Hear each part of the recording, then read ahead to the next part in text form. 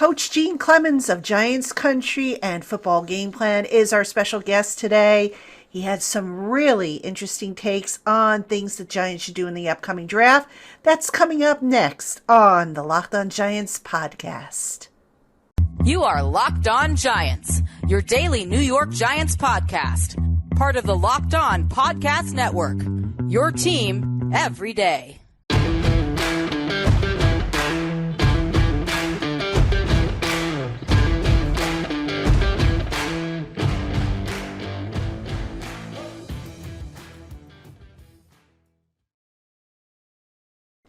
Hello, New York Giant fans, and welcome to another edition of the Locked On Giants podcast, part of the Locked On Podcast family, your team every day.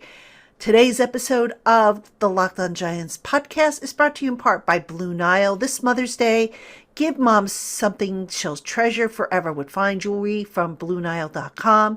And Locked On Sports listeners get $50 off $500. Use the code LOCKEDON at checkout over at BlueNile.com.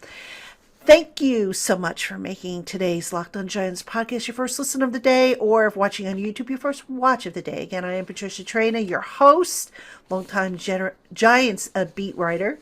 Been on the beat for about 30 years now, so happy to be with you today. And Coach Gene Clemons is my guest on today's podcast. Gene Clemons writes for me over at GiantsCountry.com. He also works with Emory Hunt for Football Game Plan, writes for The Athletic, has his own podcast. Really an interesting and, I think, underrated football talent evaluator and analyst. And we covered a variety of different things regarding the Giants draft, which, by the way, is about a week away. It starts in about a week.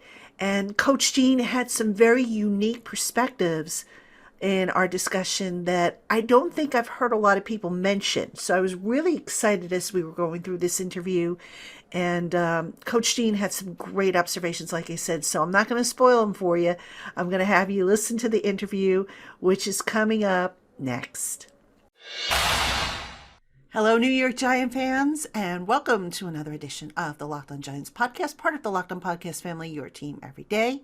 Patricia Traina here with you, and I am pleased to be joined once again by good friend, excellent analyst, and coach. Yes, he is a real coach. Coach Gene Clemons joins me on the podcast as we count down to the NFL draft. Less than 2 weeks away, ladies and gentlemen.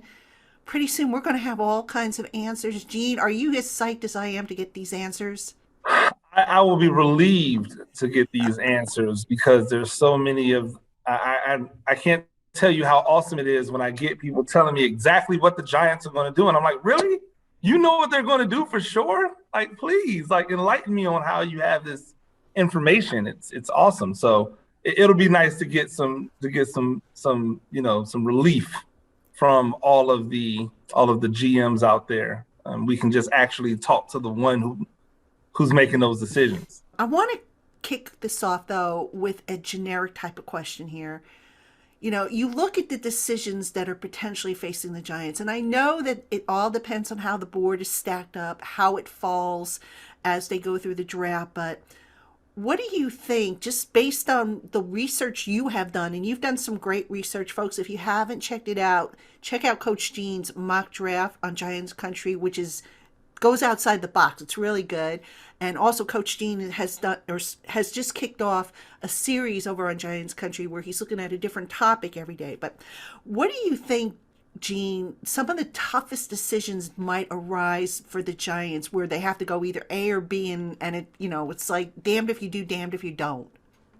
Well, it's interesting because I think, and especially if you look at the article that we just dropped on offensive tackles, what happens if they get to 5 and they really do have all 3 options available to them? Like, we know 5 is going to be a tackle if they have all 3 options available to them, I would assume.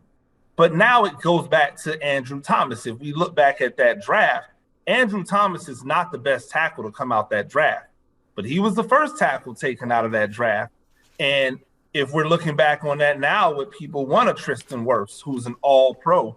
Would they want one of the other guys? Even Beckton, who's been injured, more, but has shown a lot of potential when he's on the field. So I think that's one of the things we're going to have to look out for.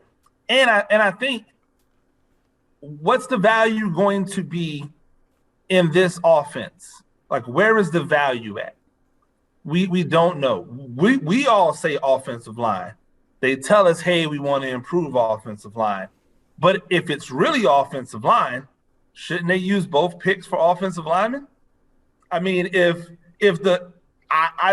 I'm a general manager, as good as I feel about some of the free agent acquisitions that they've made at the position, especially on the interior of the offensive line, none of those guys outside of one is a consistent starter.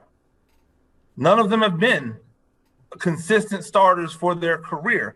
They're guys who've been coming in and being spot plug and play guys, and now one of them potentially is going to get the opportunity to start on a full-time basis. So if offensive line really is we want to shore up the offensive line, it wouldn't necessarily be sexy. But if you're sitting there with 5 and 7, and you have an opportunity to add 2 premier offensive linemen in this draft, especially with the fact that I believe all 3 of them have played guard at some point in time in their collegiate career at a high level. We're talking about the SEC West, and we're talking about the ACC. So it's not like they've been playing at Hobart. No offense to some of my favorite offensive linemen from down in Tampa, but what do they do there? Where's the emphasis going to be if they do go offensive line? Or what's that other element they're going to add besides offensive line? Is it going to be defensive back? Because we all think it's going to be defensive back or edge rusher. But what if it's not? Like, what if they decided somewhere else? These are some of the questions that they're really going to have to ask when they look at their team and they say, what is the value? Where do we want the money to be at? And I think for every team that might be different. Some people have a high value on offensive line.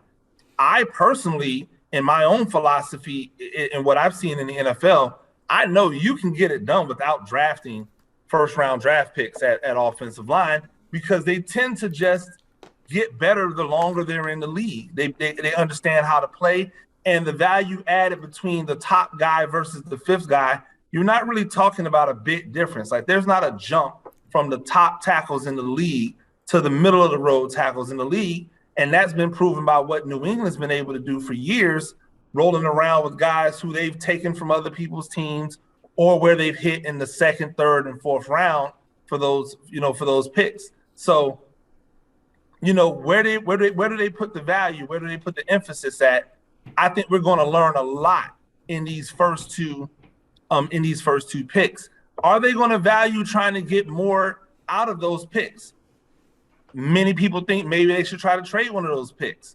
If that's what they choose to do, then that's going to tell us a lot about where they feel they need to go within here. But I think the offensive line is going to be that first domino that drops. If they really and truly want to redefine who they are on the offensive line, are you doing that with a bunch of low budget free agent, like guard, center, tweener guys, or are you going to bring in 2 legitimate, high level prospects to now allow this offensive line to grow as a young, budding offensive line, the same way that Dallas did years before when they added all of those offensive linemen like year after year after year.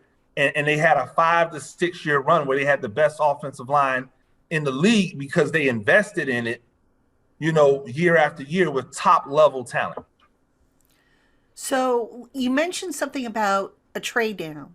Now, I admit I was one of those people where if the Giants were to trade down, I was like, if I don't get an extra 1st round pick in 2023, then don't talk to me. Mm-hmm. I have since had an epiphany, and I mentioned this yesterday on my show, in which I presented 3 different trade down scenarios. And I said, you know what? From a roster building perspective, you want as many at-bats as you can get.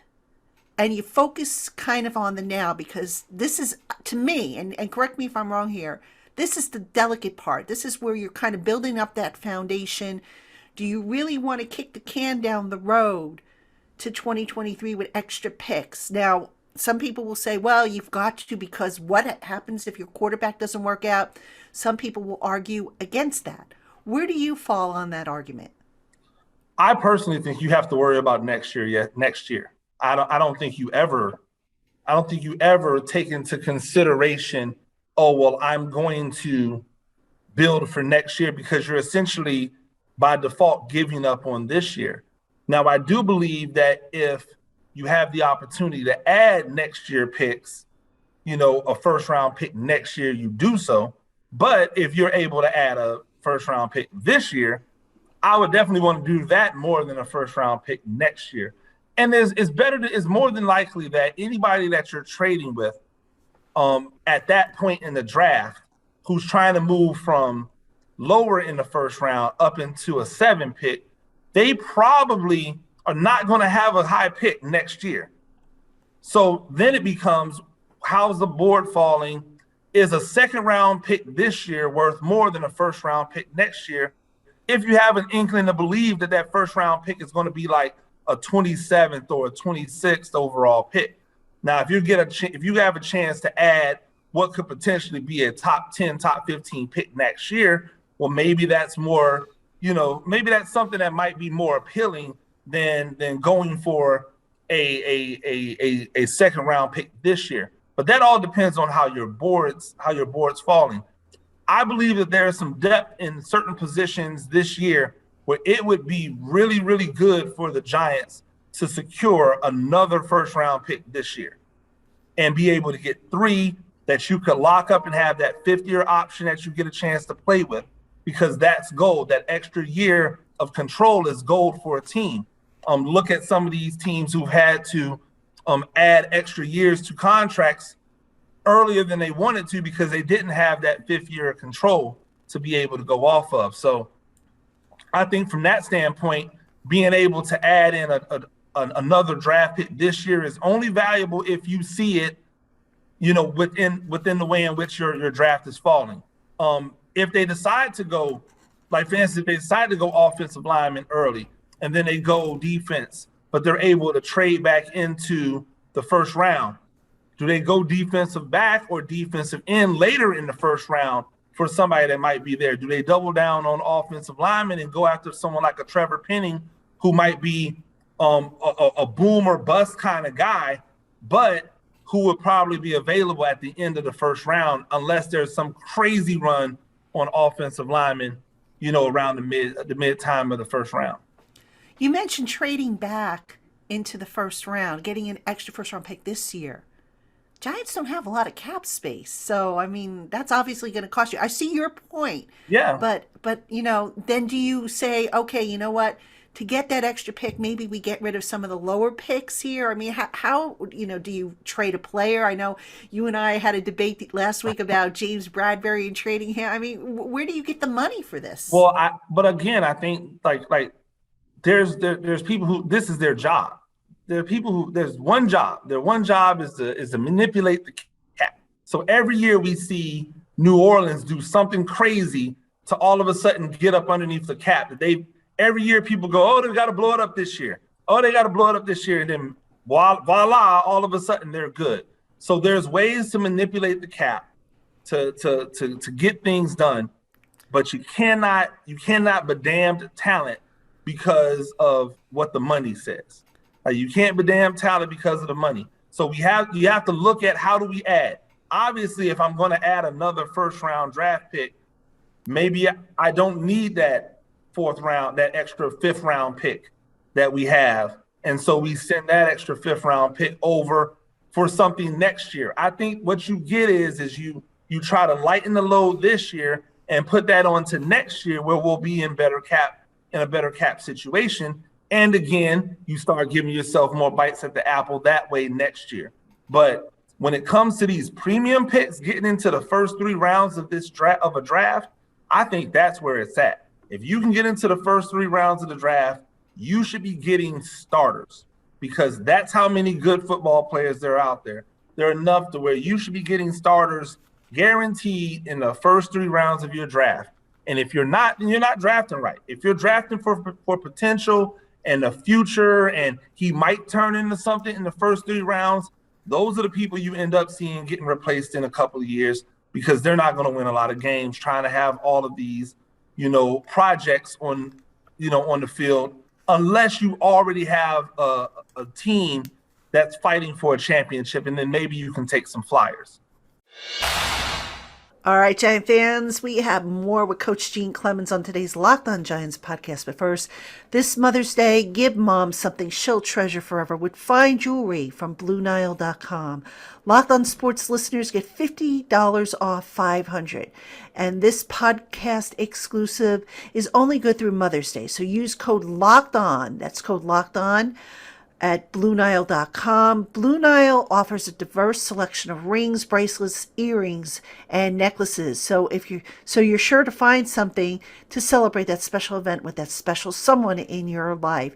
Every order is insured, ships free of charge, and arrives in discreet packaging so that won't give away what is inside. Shop stress-free and find your forever piece today at BlueNile.com.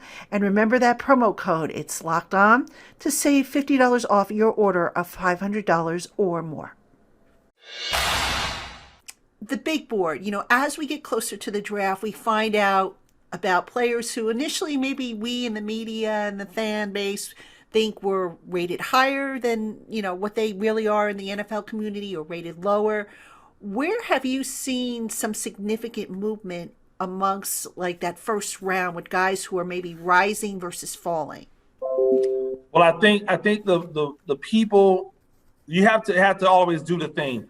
What's being publicly talked about as being something that is happening and what's really happening. I think Kyle Hamilton is a guy that in the public thinks they're falling. I don't think Kyle Hamilton's going to last very long. Whether he ends up with the Giants or somewhere, I don't think he gets out of the first 7, and definitely not out of the first 10 picks. And if he does, I'm wrong. Guess what? He's going to go to a better team, and then that's how bad teams stay bad, right? Mm-hmm. Because they find chinks in the armor of the players that are the top players, instead of just going, nope, they're the top player, we should just enjoy what they do. We spend our time focusing on the couple of things that people don't do well or that they didn't excel at, instead of focusing on the things that they did. So I think Kyle Hamilton is a guy who in the public has slipped, but probably in the private is still where he is. I think that you see a guy like Derek Stingley Jr., whom in the public people go, but in private, they're going, yeah, please let him drop. Please let him come to us, because you don't get what Stingley Jr. does a lot from defensive backs, to be that physically strong and be able to hold up, be that well put together, but then have the quickness and the explosiveness that he has. You just don't find those combinations all the time. And so, I know a lot of people are on the Sauce Gardner train, and he's a great defensive back, but he's not Stingley Jr. And he's never played to the level that Stingley Jr. has played to. And I'm not talking about just against competition. I'm just saying, as a defensive back, what we've seen on film from Sauce Gardner is not the same level of what we've seen from Derek Stingley Jr. when they've both been at the height of what they can do. And so I think he's another guy that you've seen publicly people start to kind of drop down, but privately he's probably still, where he needs to go. Another one is Trayvon Walker. I think that a lot of people have pigeonholed Walker because of the defense that he plays in. But I think what NFL teams see in a guy like Trayvon Walker is versatility. They know that he could play that. He's essentially a Leonard Williams. He's essentially another Leonard Williams type. He's going to be able to play all over the place, and he may be a little bit more twitchy than Williams is, and be able to play out on the edge more than what people believe. But I think he's a guy who privately guys are a lot higher on than maybe some people publicly are. Okay, I mean, some interesting names. I know you've been definitely higher on Stingley Jr. than maybe Sauce, and I know a lot of people when I ask who do you want to see the Giants draft, they're like, "Give me the Sauce, give me the Sauce." It's just so great to hear a different perspective for sure. Now, Gene, this probably shouldn't affect what the Giants are going to do, but I'm going to ask you anyway.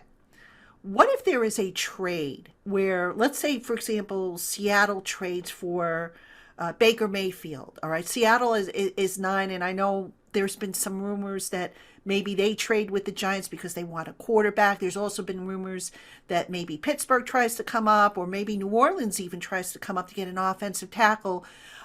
Some of these trade scenarios that have been floated out there, how much would that affect the Giants? If a team gets at their spot, could the Giants still get what they need and have the quote unquote ideal draft if they move down? Well, if you're saying a trade with the Giants, I think that obviously will affect what they're able to do. I think regardless of what happens, at 5 or 7, they're going to come away with alignment. Like, I don't think the way that I've looked at the top players in this draft, there's no way that all 3 of those offensive tackles come off the board by 7. So at 7, they're going to get one of those 3 offensive tackles. And I think they'll be happy with either one that they get. I do believe that there's one probably in there, and maybe it's not the one that I think, but I think there's one in there that they believe is the one they want. But I think they'll be happy or content with whichever one they get. Now, if we're talking about them trading down, I think that changes a lot, because if they trade down, if somebody wants to trade up and they trade down and they're able to gain more picks, now, again, where's the value going to be at? Do they have to reach for a lineman with whatever that other pick is that they get because they didn't get that lineman early? Or are they reaching for an end at the back half of the first round that they probably could still get in the second round just because they're afraid they might lose them? That's where people start to get in trouble at. That's where you see drafts go wrong and you see draft grades go down, or people say, hey, how did that guy ever get into the first round? I think if they're true to their board, and if they're not the ones that are trading, at 5 and 7, they're going to get 2 starters. Right? If they do trade down, I think that the logical one to trade is 7, because you want to make sure that at 5 you have your pick of whatever you believe is the top of your board. So whether that's edge rusher, whether that's offensive tackle, whether that's defensive back, whether it's safety or corner, at number 5 you give yourself the opportunity to attack whatever that is at the top. If you trade away 5, now at 7, you're just hoping things drop to you the way you want them to drop, and you're probably going to end up with one of those offensive tackles. A lot of people, we can agree that offensive tackle is going to be one of the first round picks. I mean, how could it not be? But a lot of people are of the opinion that the second one, if the Giants keep both of them, that is, either has to be a corner or an edge rusher.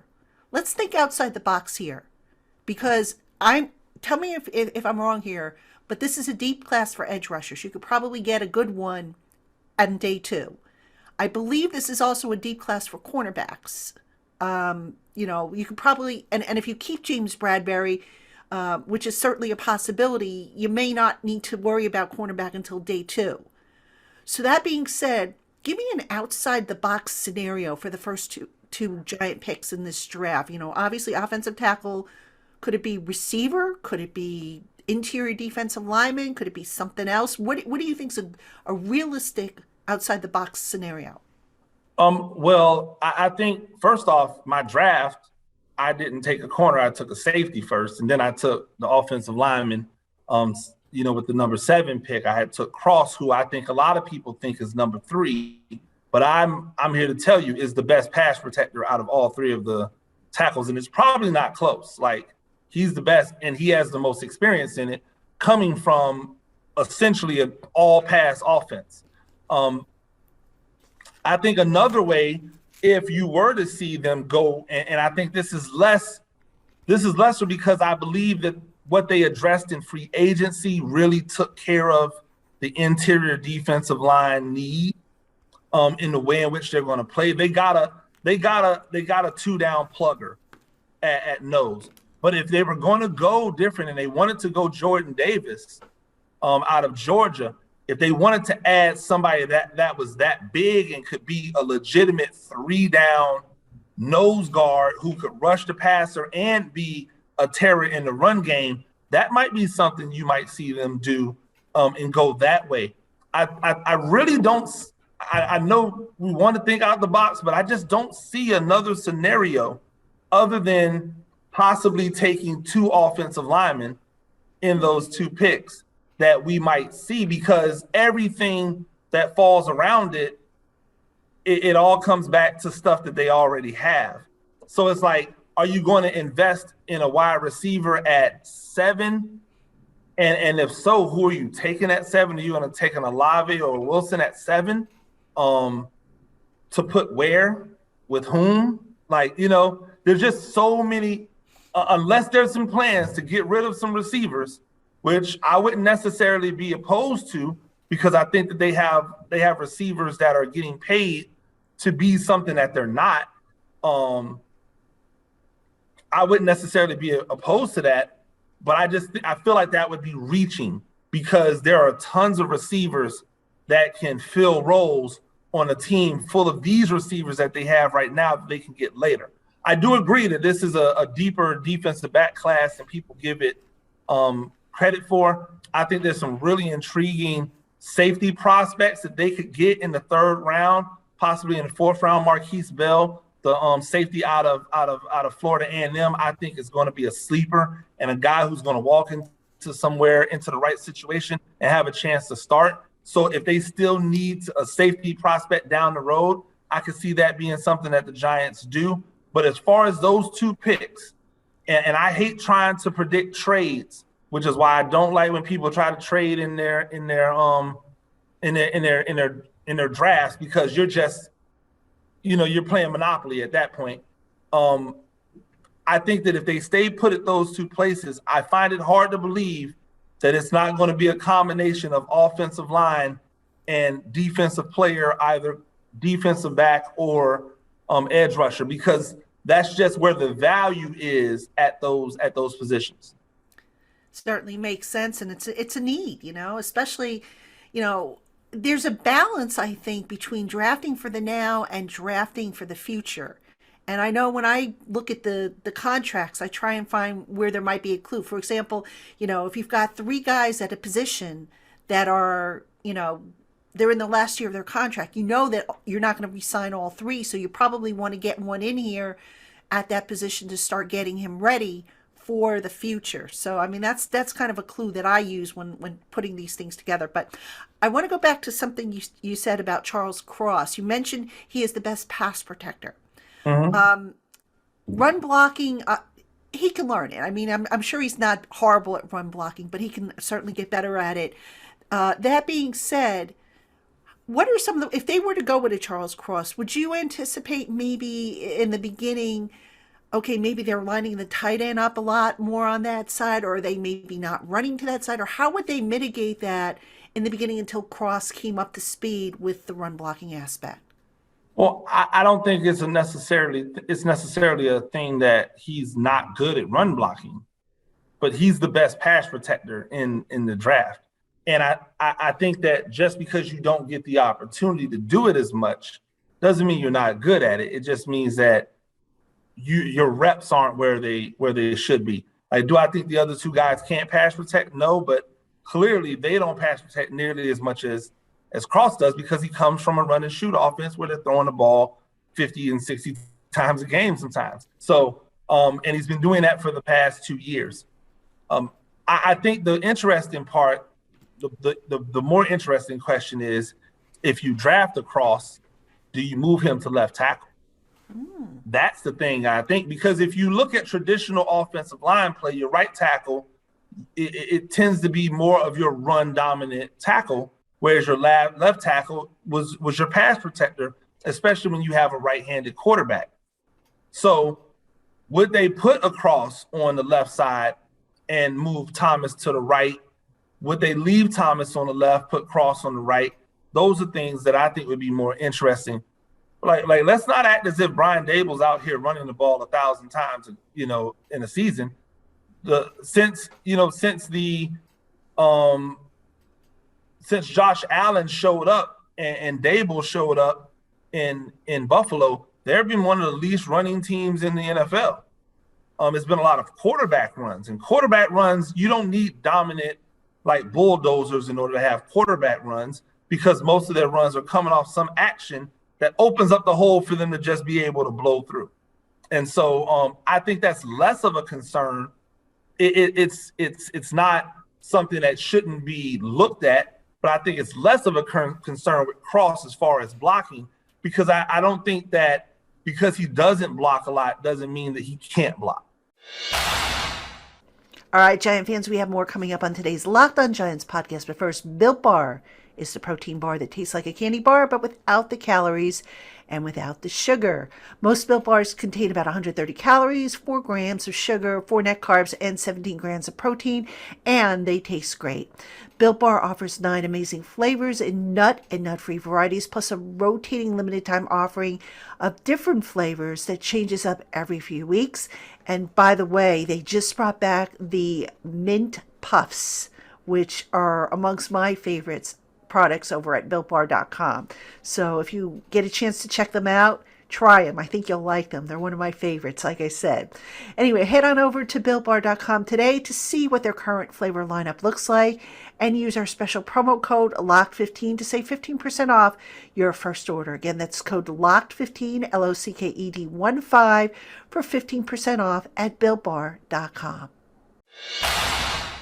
Could you see a scenario where Andrew Thomas gets moved over to the right tackle? Would he be a fit over there if, one of these young tackles that they take, is maybe the better fit for the left side? Because, nobody's really talking about that. Very few people mention, there's a possibility Andrew Thomas could move over. Would he be a fit over there at right tackle, do you think? And how hard of a transition is that? Well, I think it's a much easier transition to go from the left side to the right side than it is to go from the right side to the left side. Why is that? I just think that because of the way in which a lot of offense is set up, it's set up from the right side to the left, which means your left side ends up being the side that's blind most times. Even in protection, most protections tend to go right to left. So everything is geared towards that right side, understanding the role immediately or having the most help there for them immediately, as opposed to the left side, which usually gets left naked. Most coaches are right-handed, which means that they tend to think of things right to left, which means that their formations tend to be heavy right side. They actually will sit down and make sure that they're trying to keep things balanced, and looking at their analytics to make sure that they're not calling things heavy to one side because they're right-hand dominated. And so I think a lot of times you just see it naturally. And most of these guys who play offensive tackle have some experience playing on the right side.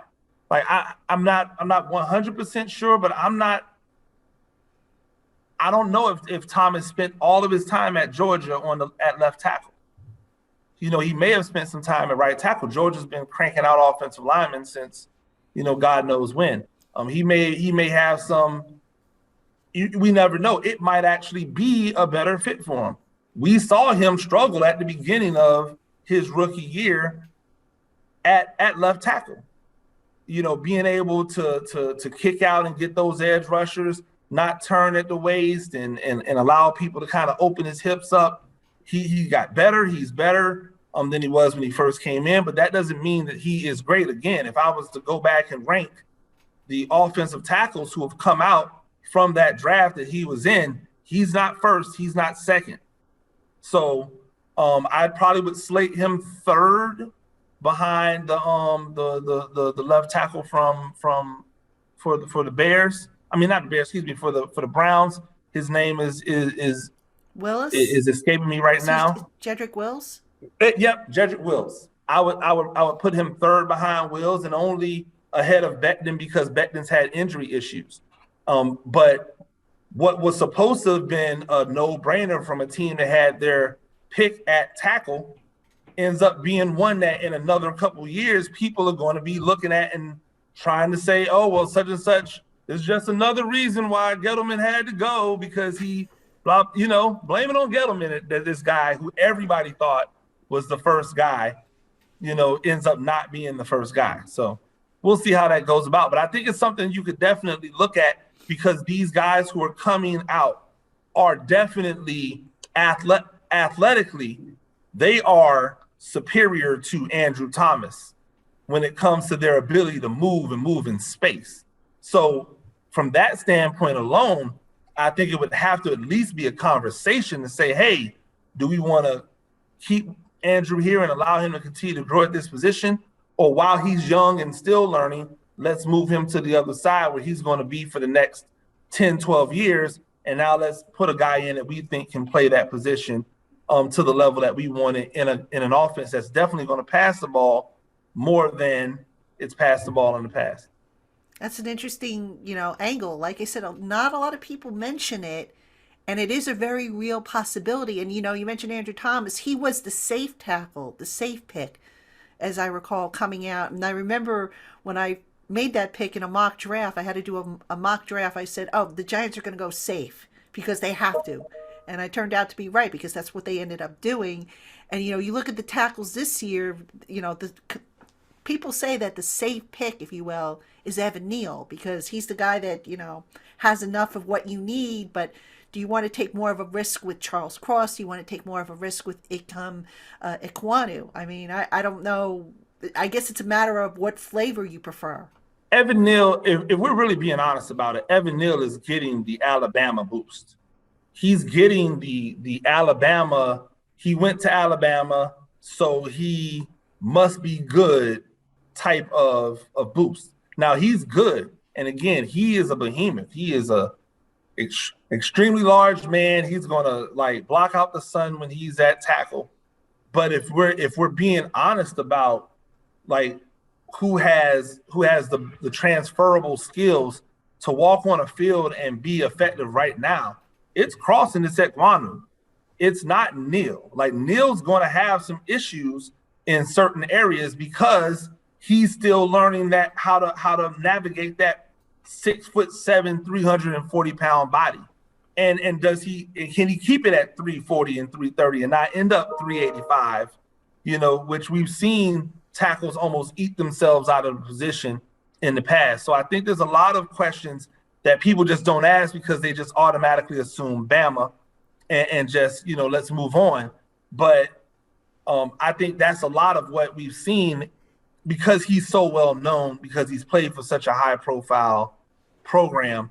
We just think we know what we're getting out of him better, but we don't really know. And we like to see, but I think that there's some other guys who might be better options at that particular point than Neal.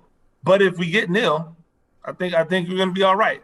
I think Neal definitely goes to the right side. See, I think the only one out of the three that I would say that I would think about moving to the left is Cross, and that's because of his pass blocking prowess. The other two, I would be confident in putting them in the right side because both of them are probably a little more aggressive than Cross is in the run game. So it fits more of a right tackle anyway.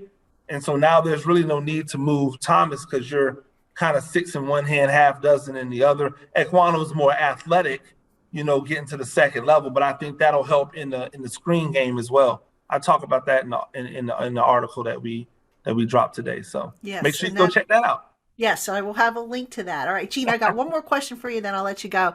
I've got to ask you about these pass rushers because everybody seems to think that Kayvon Thibodeau may fall to the Giants at one of their picks. And, he's a very good pass rusher. I'm not taking anything away from him.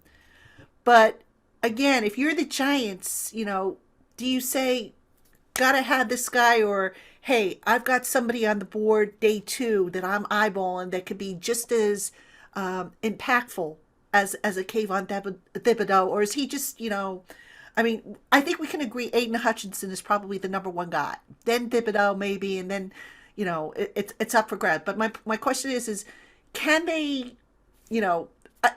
I think back to last year, how they avoided Micah Parsons. And some people will say they regretted it. If they were to have a chance at Thibodeau and pass on him, would they regret this again? Or is there another guy that's maybe on par as Thibodeau? No, there's nobody. There's no Thibodeaus out there. There's no Thibodeaus out there. There are really good defensive ends out there. But Thibodeau is probably the only elite level, let's call it, 3-4 outside linebacker, edge rusher that's out there. The rest of these guys are not. They're not 3-4 outside linebackers. Aiden Hutchinson's not a 3-4 outside linebacker. He's a defensive end. And so, like, we need to understand who these rushers are. Like, Aiden Hutchinson had one legitimate season.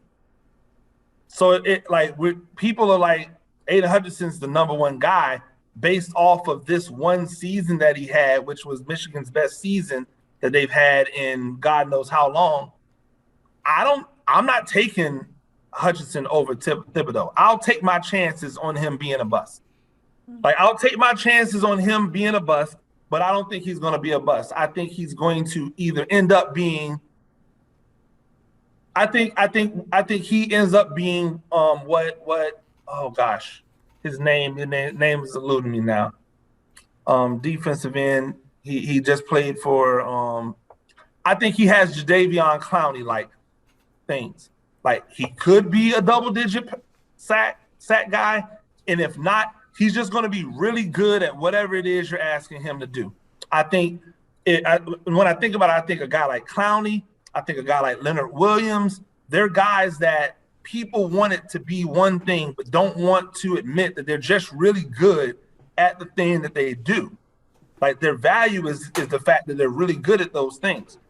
So, like, if you drop down to your lowest common denominator and your floor is Jadeveon Clowney, then I'll take that chance. But like Aiden Hutchinson, I could argue they already have Leonard Williams. The same with these other guys. The only thing that changes that is if you really decide that you're gonna make a push for Dexter Lawrence to move more inside and play on the nose in pass rushing situations and get Austin Johnson as just another dude. You have Ellis to play nose now. I think Ellis is going to be your early down nose to really eat up those blockers for the linebackers. But then when you go to pass rushing situations, you're bringing Lawrence down, you're taking Ellis out, and now a guy like Hutchinson or a guy like Walker, they come into play there. So is there another person that I would take over Thibodeau at defensive end or as an edge rusher? No, I'm taking him. If I decide I'm going to go another way, are there other people who I could get that play defensive end that I could figure out packages for to be really good? Yes. I think I took one in my third round in Cam. I think Cam has an opportunity. He's a 9 technique. He's a guy who's a real defensive end. He has a chance to come in and give you that same type of twitchiness, but he's still not Kayvon Thibodeau, though. So I think with the elite level pass rushers, the elite level talents as athletes, you're only going to get them if you invest in them early. And they should be kicking themselves for Micah Parsons. Like, you should be. Like, what are we doing? It's like, if you're not here to get the best talent, then what are you doing? And I think Kayvon has an opportunity to be moved all over the place. You can see him lined up at Mike linebacker and then just come blitzing, and playing A-gap games with the guy. So I think there's so much versatility that you could have with Kayvon that you don't have with these other defensive ends when it comes to the outside and the second level. They may have some flexibility as far as what they can do on the defensive line, but you're not going to make your bones standing up Aiden Hutchinson. You're not going to make your bones standing up Walker or Johnson from Florida State, who is probably closest to a Thibodeau-like guy, but you're not going to get him in the second round. He'll be gone in the mid-first round, maybe late first round. So those type of guys won't last for you. You've got to get one early if you want them. Wow. This is amazing, Gene. Every time I talk with you, just to get that insight, I love it because you have that coaching background, the talent evaluation. I know you did a lot of work on these draft prospects. I can't wait till next week when we actually see what happens and we start making sense of all this. It's going to be beautiful. I really want to see what the combinations are going to look like. That's what I'm looking forward to seeing. At this point, I almost don't even care who they draft. I just want to see how they're going to use who they draft. Like, that's what I'm really excited to see. Like, if they decide that they want to go with if Aiden Hutchinson drops to them, which I don't think he will, but if he dropped to them and they decided they wanted to take Aiden Hutchinson, how are they planning on using him? And who's the odd man out? Because unless they're going to go to a 4-down line situation, you've got 3 guys that you're paying really good money to sit on the bench. That's not going to work. So is he going to be? Did they draft him to be a backup to Dexter Lawrence, or to be the backup to Leonard Williams, or does drafting him mean that one of those guys' time is up? I'm really interested to see how they manipulate all of this. It's going to be really fun. Well, that will be able to get a little glimpse into, because I think we'll have media access to the mini camp for sure. There's a mini camp coming up this week. It actually starts Wednesday. I don't know how much we're going to actually get to see of it. So this won't do us any good, but there'll be the OTAs for sure. We get access to 3 OTAs plus the full mini camp, the mandatory mini camp in June. The rookie mini camp, are we going to be able we're going to have access to that as well. That's from awesome. What I understand. I'm not sure if it's going to be all 3 days or just 2 days or how they're going to work it. But my understanding is there'll be access for that, and a lot of spring football as we get back to normal finally after 2 years of this pandemic. Absolutely. And so it'll be exciting, and we'll start to get some answers, and we'll be able to break all that stuff down. So I am excited, Gene, about this draft. It's going to be busy, but I'll tell you what, it's going to be a lot of fun. It always is. And I can't thank you enough for coming on. Folks, I will post links to Gene's work that he referenced, the article that he dropped, his mock draft, which you got to check out. I mean, when I saw it, it just blew my mind how outside the box it was, but it's coming from a talent evaluator's perspective. And Coach Gene, he is a real coach. People are like, why do you call him Coach Gene? He is a real coach, so we've got to give the man his props. Gene, thank you so much for coming on with me today. Appreciate you, and we will keep cranking it out on Giants Country. We'll keep cranking it out here on the LockedOn Giants podcast. Folks, we'll talk to you again soon.